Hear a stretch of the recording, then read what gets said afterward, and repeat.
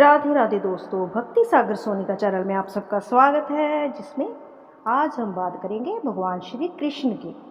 आप सबने तो देखा ही होगा कि भगवान श्री कृष्ण के मुकुट में मोरपंख लगा होता है और बिना मोरपंख के उनकी कल्पना भी हम झांकी की नहीं करते हैं। श्री कृष्ण को मोरपंख बहुत ही प्रिय है, लेकिन वो क्यों प्रिय है क्या आपको पता है? तो आइए आज हम इसी टॉपिक पर बात करते हैं, क्योंकि मोरपंख को लेकर भिन्न भिन्न विचारधाराओं के लोगों के अलग अलग मत हैं। तो आइए उनकी अलग अलग मतों के हिसाब से कथा मैं आपको सुनाती हूँ कि मोरपंख को कृष्ण जी क्यों धारण करते हैं। तो मान्यताओं के अनुसार एक बार कृष्ण की बांसुरी पर राधा नृत्य कर रही थी, तभी उनके साथ महल में मोर भी नाचने लगे। इस दौरान एक मोर का पंख नीचे गिर गया। तब श्री कृष्ण ने इसे अपने माथे पर सजा लिया। मोर पंख को उन्होंने राधा का प्रेम का प्रतीक जाना।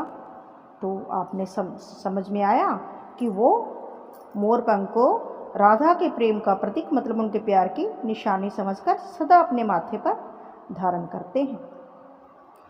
अब ये तो थी एक वजह, लेकिन इसके अलावा भी कुछ और भी अलग से मान्यताएं हैं, वो भी हम आपको ज़रूर सुनाएंगे।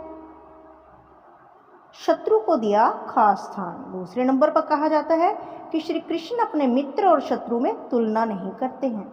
श्री कृष्ण के भाई बलराम, जो कि शेषनाग के अवतार थे, मोर और नाग एक दूसरे के वैरी हैं, पक्के दुश्मन हैं, लेकिन कृष्ण जी के माथे पर लगा मोर पंख यह संदेश देता है कि वह शत्रु को भी विशेष स्थान देते हैं।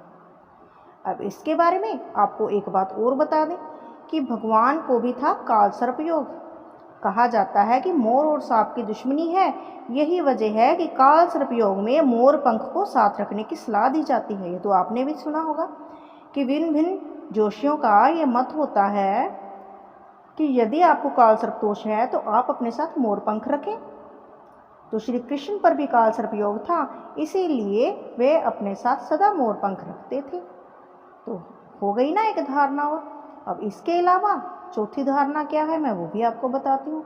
श्री कृष्ण के मोर पंख धारण करने के पीछे एक प्रचलित कहानी ये भी है कि मोर ही सिर्फ ऐसा पक्षी है जो जीवन भर ब्रह्मचर्य रहता है, अर्थात वो मैथुन नहीं करता है जब उनकी संतान होती है। बाकी जितने भी जीव जंतु हैं उनके मैथुन के द्वारा ही संतान होती है। ऐसा कहा जाता है कि मादा मोर नर मोर के आंसू पीकर गर्भ धारण करती है। इस प्रकार श्री कृष्ण ऐसे पवित्र पक्षी के पंख को अपने माथे पर सजाते हैं।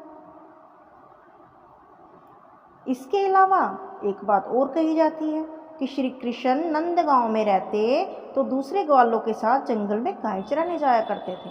उस समय मोर उनके चारों ओर अपने पंख फैलाकर नाचा करते थे बंसरी पे।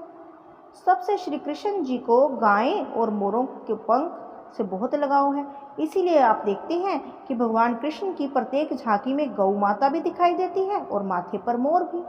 तो आपको ये जानकारी कैसे लगी हमें कमेंट में ज़रूर बताना। देखिए, हमने आपसे पहले भी कहा था कि हम कोई ज्ञानी बाबा तो है नहीं, जो बात हमारे माइंड में आती है फिर उसके लिए हम सर्च करते हैं और आपके साथ शेयर करते हैं। यदि आपको भी अच्छी लगे तो शेयर ज़रूर करना। जय श्री कृष्णा।